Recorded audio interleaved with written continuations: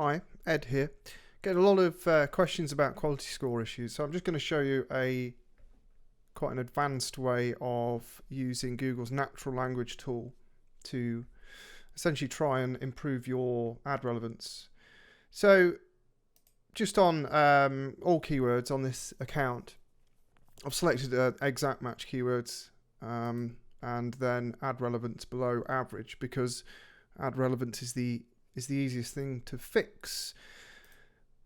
I don't really listen too much to expected click-through rate. It's not a huge amount you can do with it. If you fix your ad relevance and the structure of your accounts, your campaigns and ad groups is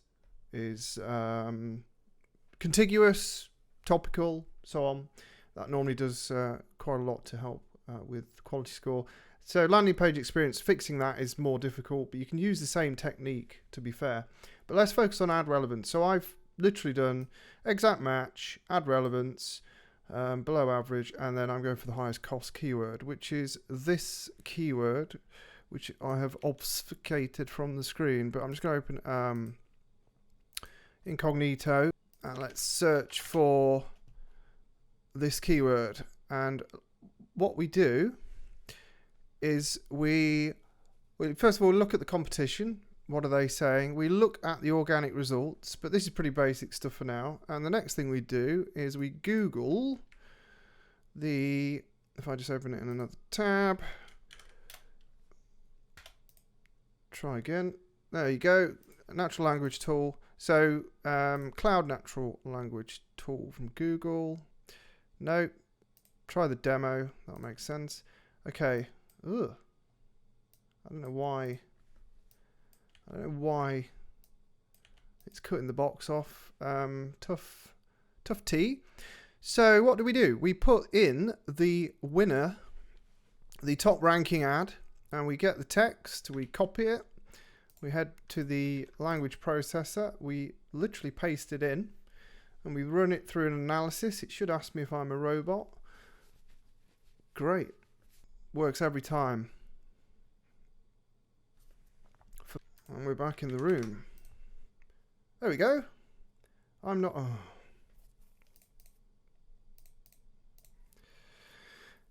And you get this output. So you get entities. Essentially, the thing that matters in the entities is the stuff that's highlighted, and it gives you the category. So entities can help when you compare against the organic result, and I'll show you that in a second. But sentiment is really important. So sentiment indicator tells you how positive, negative the language is in the advert, and you can literally look at scores from, it shows you at the bottom, up to 1 is essentially perfectly happy. And what we might find is if we look at the bottom of the page at another advert that doesn't rank as high, we might find it has a lower sentiment score. Yeah. And also there's less specifically categorized entities. Also note, it's quite good for finding audience categories, this is. But it's actually better if we go to the top organic search result. Okay. And then we can pull in like loads of the content. If it's got a long landing page, don't worry too much about it. Just paste it in and away you go. And look for entities of significance. I'm not sure if you want to mention the C word in your adverts, but we've got things like people, partner, unemployment, accident, heart attack, and then sentiment. So what we're doing here, so this is the top ranking organic search result, and this shows you all the positive and negative language inside that page. So you can start to essentially scalp positive sentiment. So you can see, I mean, literally open a notepad and start taking notes. So what's positive? What's negative? That's positive. Oh my God. Click the bloody mouse. And what else?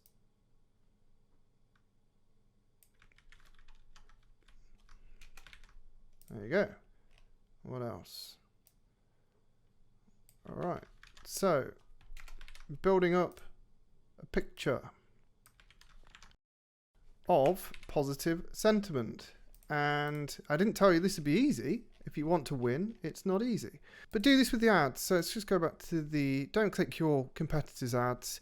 Hover over the link, and in the bottom of the screen, as you can see, it tells you where the page is. So just type it in. Don't click on their ads. And I know it takes more effort, but you don't want them doing it to you, so don't do it to them.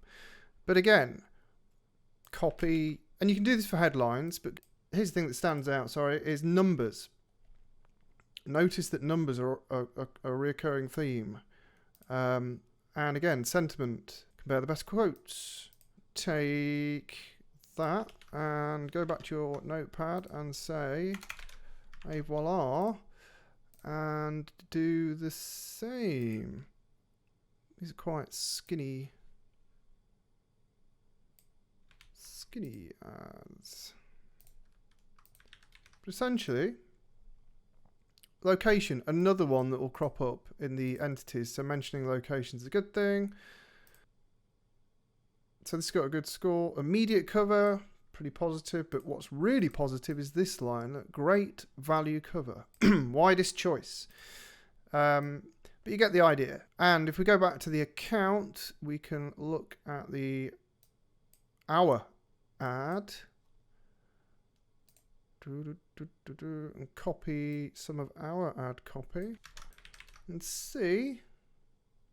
Notice how there's no major entities, and it's not actually that positive. There is one positive, high sentiment.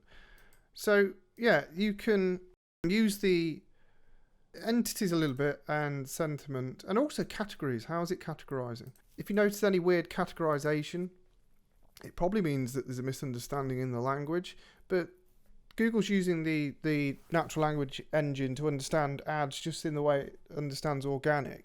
So you can use this on the organic results because they are ranking at the top for a reason. Google trusts them, it likes them, it thinks they're relevant. In fact, they're probably, arguably, often more relevant than the ads because they're not paid for. People can mess the ads up.